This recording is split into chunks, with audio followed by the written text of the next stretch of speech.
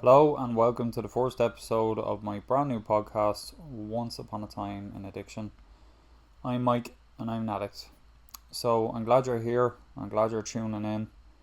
If you're out there, if you're still suffering or you're in recovery, you are most welcome to tune in today and I'm glad to have you here. So, what's this podcast going to be all about then? I wanted to create a podcast where you heard stories of hope, inspiration, but also you got identification with these stories because let's be honest, when it comes to addiction, there's also the suffering side of things, and there's the sadness that goes with it. And as an addict, that's the identification you get with other people. So I wanted to create a podcast that was going to be honest. I wanted to create a podcast that was also going to be completely natural.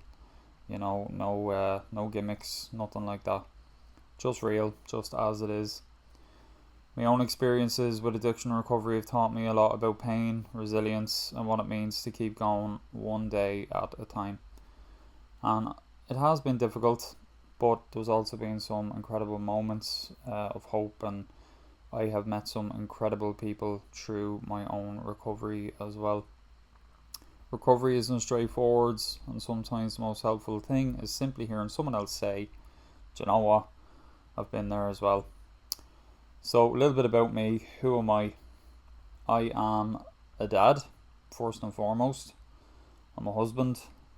I'm a father. I'm also a barber, and on top of that, I'm an addict. How did it happen for me, or how did I get to this point? Well, that in itself is a very, very long and winding road. I'm not going to jump into that straight away, though. Over this series of podcasts, my hope is that if you decide you want to come along, you're going to hear about me, but you're also going to hear stories of other people. I'm going to have a couple of interviews with a few people that have been through their own recovery, their own healing, and they're going to share some of their stories about how they found that, but also what got them to the point that they even became an addict in the first place. For me personally, and I think a lot of you out there who are in addiction, who have been affected by addiction, or are still suffering, you'll identify a lot probably with my own story or a few little bits and pieces that's in there. And for me, I think I was probably always an addict in some shape or form. Whenever you look back at your younger days, you start trying to maybe pick out little things, little examples, little signs that maybe that was the beginning, or maybe that was my addiction at play, even in those earlier days. Because I do think that it's always there. I suppose for me, one of the things was maybe being about 10 years old and necking a can of cider, thinking this was hilarious, but having absolutely no problem doing it at that age. And always remembering the little buzz you got off it, or not forgetting the little buzz that you got off it. And I think addiction is fantastic at that. It's fantastic at locking in those little memories, the memory of the buzz, and that works away in the background, even when you don't realize it. That little memory's working away in the background, and it's building you up to the next time you have an opportunity, you want to chase that buzz again. One thing I want you to know as well, you're not on your own. If you're tuning into this and you've never been at a meeting, or you've never sought help through counselling, or you're afraid to tell another person that you're an addict, or you think you might even just have a problem, you're not on your own. There are millions of people out there in this world right now that are going through the exact same thing that you are. The one thing you'll find about when the day comes and you're ready to admit that, or you're ready to reach out to another person, that's the beginning of your recovery. The day you do that is the day you begin to recover. There's so many ways of finding recovery out there. There's so many different things you can do, places you can go. There's so many things available to you now with the internet. And it's not my position here to be one-sided and to sort of advertise one particular method. That's not what this podcast is about.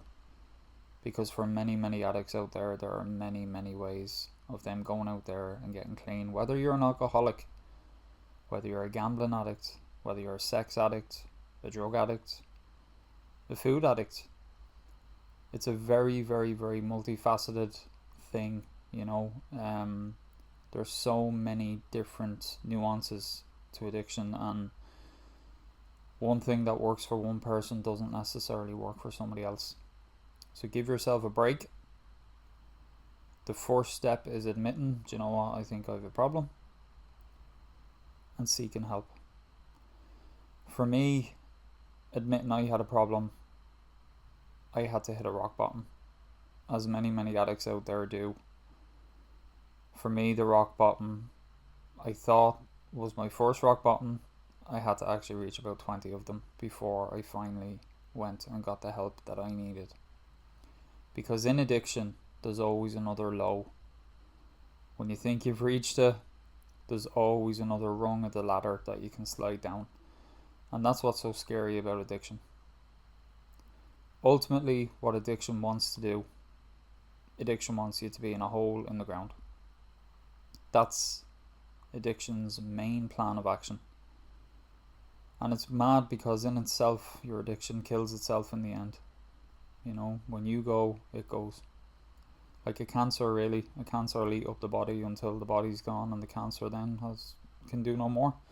And I think addiction is a little bit like that, and there's an awful lot of contradictions between addiction and mental health. Or when I say contradictions, the two of them are so tightly wound together, sometimes it's very, very hard to figure out which is my addiction and which is my mental health speaking right now, because a lot of people end up in addiction through mental health. You know, they might suffer with mental health from a young age, you know, with mental health problems, and they end up an addict.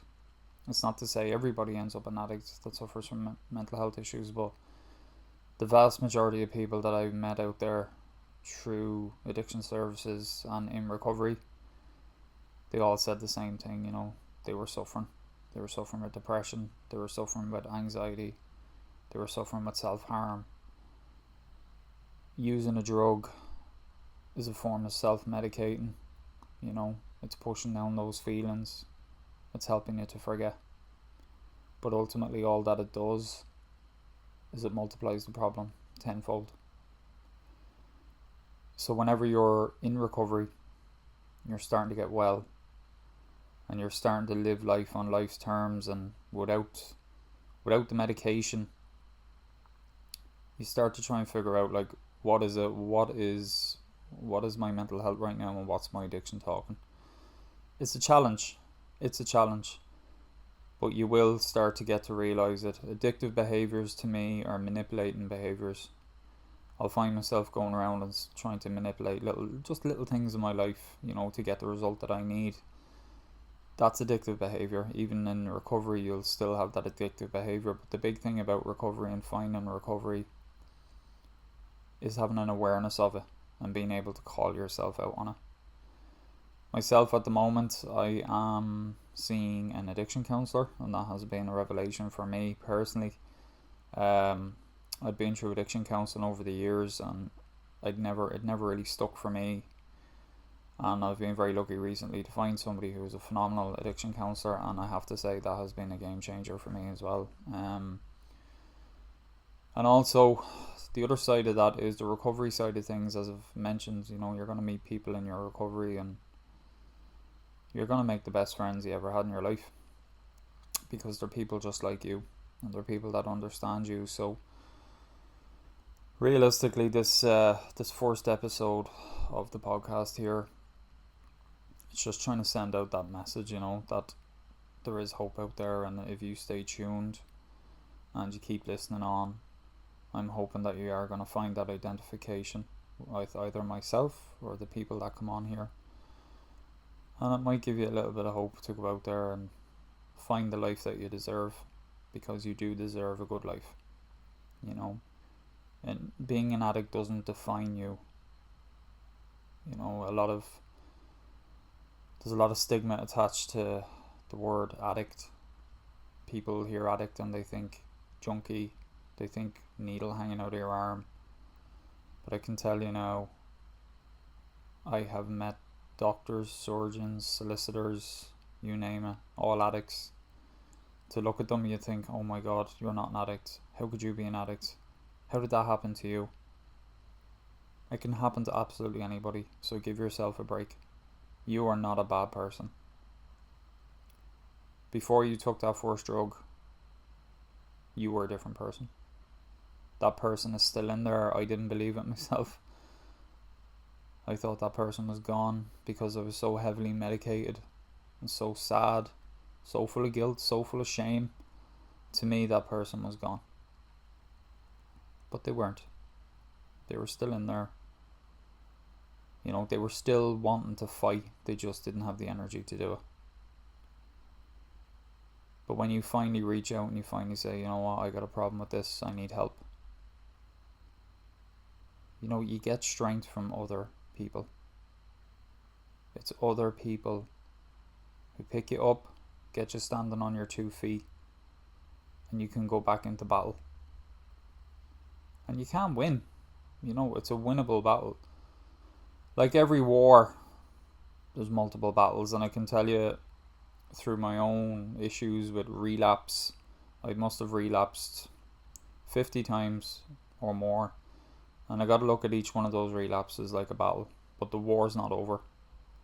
I will win the war. I will win the war on my addiction eventually, you know, and it's just one battle at a time, and you'll often hear one day at a time, you know, and that's a motto in places like NA and AA, and there's a reason for that, because every day is a battle, you know, but you can't fight them all at once.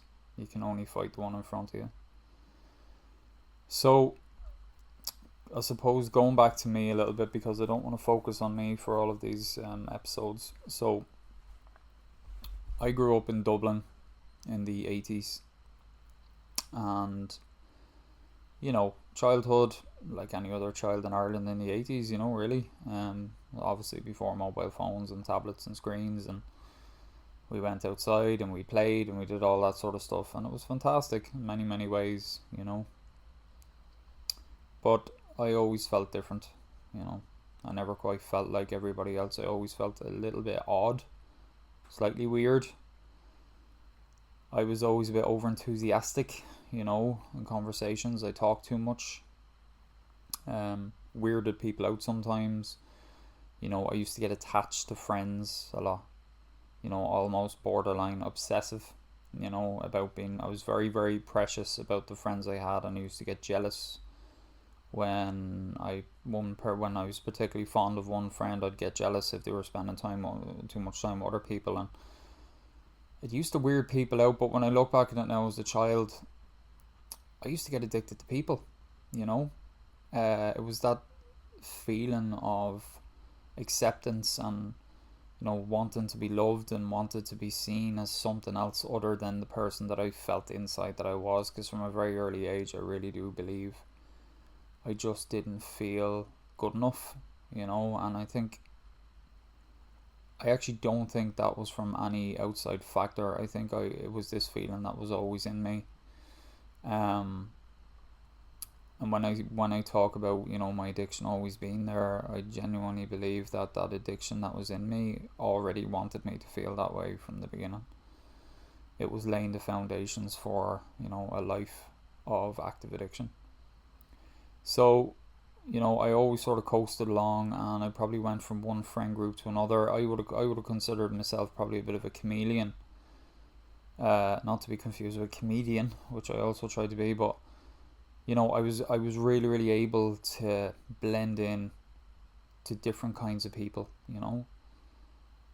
If you're in a group of people that loved, you know, let's say they were rockers, you know, you could stand where they're with them, and you could bluff it, you know what I mean, and your whole demeanor would change and your tone of voice would change, and then you'd be with another group and you'd almost blend into them and you'd sound just like them. And I did that my whole life, just searching for people that would accept me. And I got very, very hurt along the way.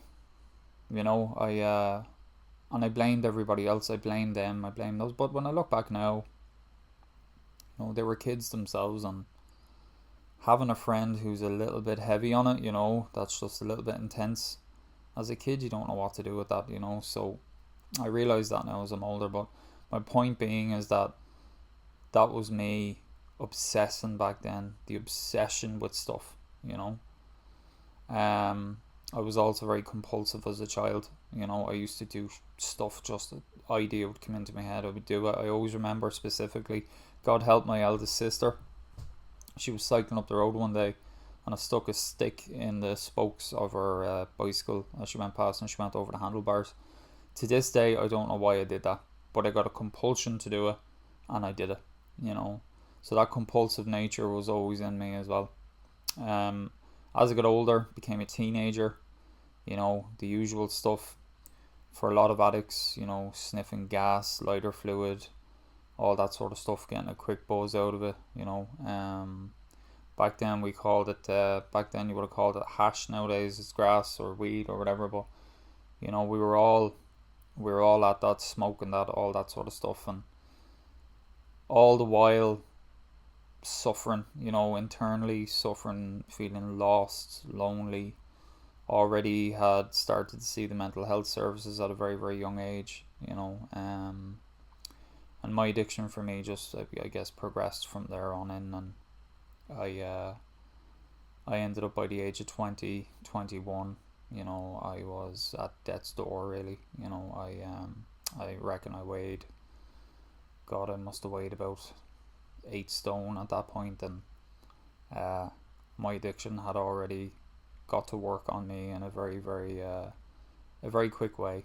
You know, eventually, you know, and this is me just doing everything in a nutshell here. I guess I'm not gonna go on, but for me, I found my first taste of recovery. I was very lucky.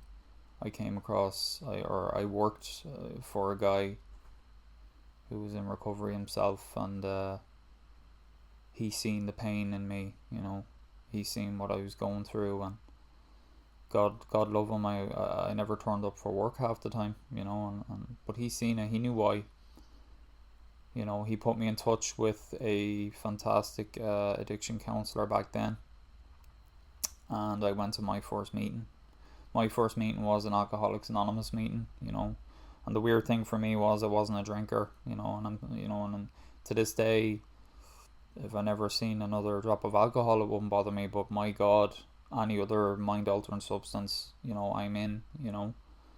And I went to that first AA meeting, but I found identification in it straight away, you know, because I was in a room full of suffering people, and I was suffering too. I was spiritually bankrupt, spiritually broken.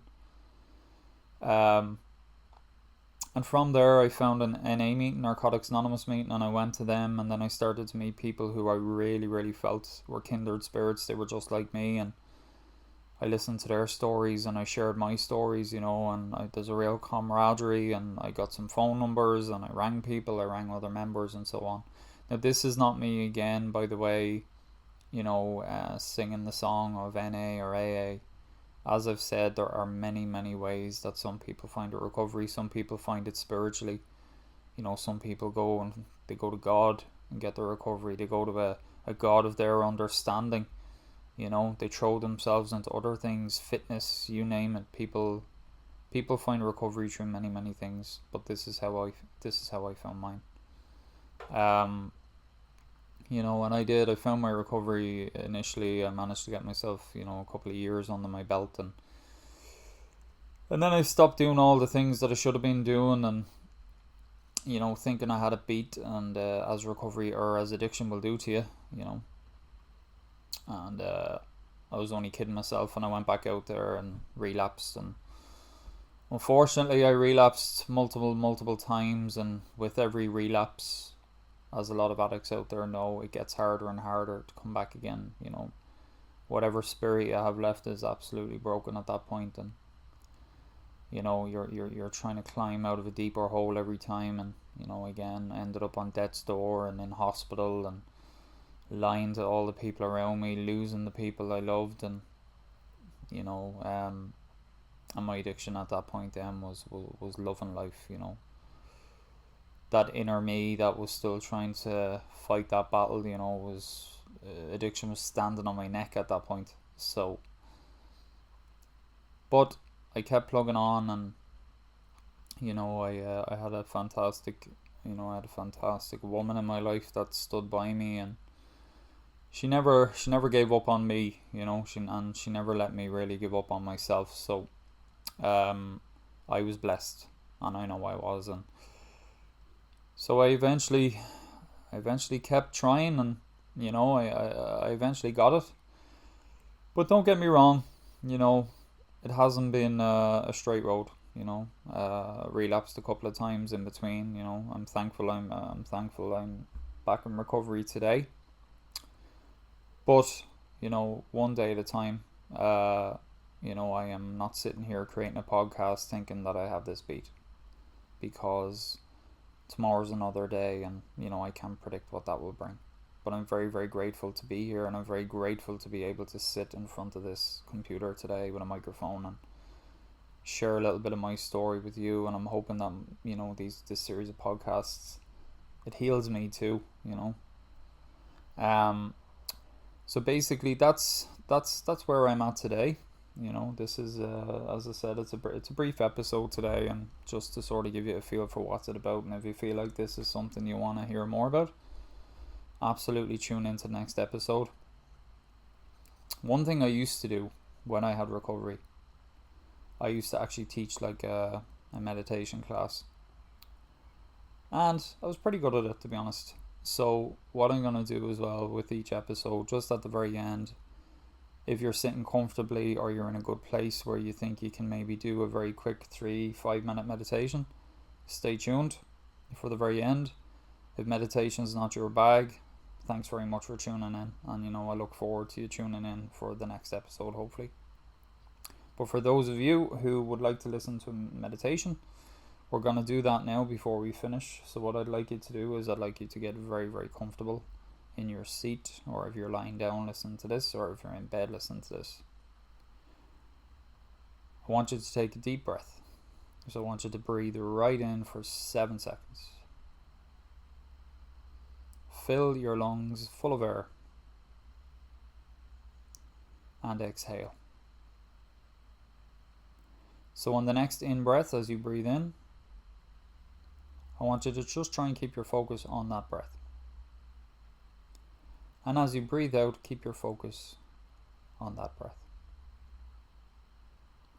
And on the next in-breath, and on the out-breath, and as you breathe out, I want you to just feel your feet beginning to expand as they relax. On the in-breath, and on the next out-breath, I want you to feel your legs relaxing. So that's your bum relaxing, your body beginning to relax. With every breath that you breathe out, I want you to feel your body going into a complete state of relaxation. So your shoulders are dropping. Your hands are becoming heavy. On the in-breath and on the out-breath, I want you to feel the muscles in your neck relaxing. Your head relaxing. Your jaw. On the in-breath and on the out-breath. If you feel your mind beginning to wander, that's okay. Just acknowledge those thoughts, but bring yourself back to your breath. On the in-breath and on the out-breath, just relax. You feel yourself beginning to become heavier and heavier, more and more relaxed. What I want you to try and do as you're breathing in and as you're breathing out, I want you to now begin to visualize or put together the thought in your mind of what's worrying you today. It might only be one thought, one small thing. And as you breathe in and as you breathe out, you're becoming more and more relaxed. And this thing that's annoying you or you're worrying about, it's not significant. It can't harm you. It's just a thought. So as you breathe in and as you breathe out, on the out breath, I want you to breathe out this thing that's worrying you. On the in breath and on the out breath. With every breath, your worries, your problem, your troubles disappear. They leave your body. And as they leave your body, you begin to feel free. You begin to feel light. You begin to feel more relaxed than you've felt in a long time. Feel the stress and the worry as it leaves your body. And as it leaves your body and enters the atmosphere and the room, it dissipates. It disappears into the elements. It vanishes through the walls, through the window, off out into the universe. You do not need to carry this with you anymore. As you breathe in and as you breathe out, you are loved. As you breathe in and as you breathe out, you are loved. On the in breath and on the out breath, you deserve love. On the in breath and on the out breath, you are a good person. On the in breath and on the out breath, let go of shame. On the out breath, let go of fear. On the in breath and on the out breath, you are loved. You have hope. And I want you to sit now for a few moments and I want you to feel how much lighter your body is as this heavy negativity has left your body on the in breath and the out breath. You can face whatever today brings you. On the in breath and on the out breath, you are safe. Sit with that feeling. Enjoy that feeling.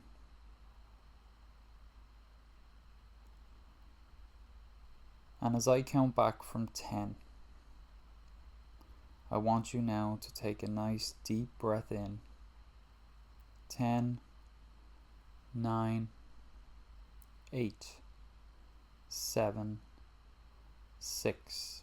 And as you are breathing in, I want you to now become aware once again of your body. As you begin to move your feet, your legs, your hands, your neck.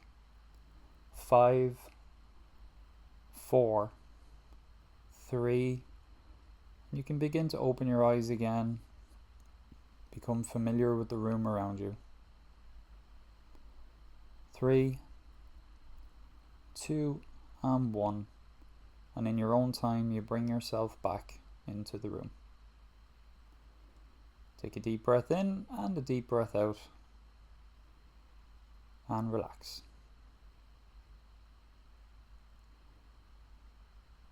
So I hope you enjoyed that small little meditation. I'm hoping to do one of them after every podcast that I do. So I hope you enjoyed it. So thank you very much for tuning in today. Stay tuned for the next episode. Our next episodes will be a little bit more focused on certain aspects of recovery and addiction. And hopefully we will also have a couple of people coming that are going to share their experiences of hope. So have a fantastic day, everybody. One day at a time, always remember that. And thanks for tuning in to this new podcast, Once Upon a Time in Recovery.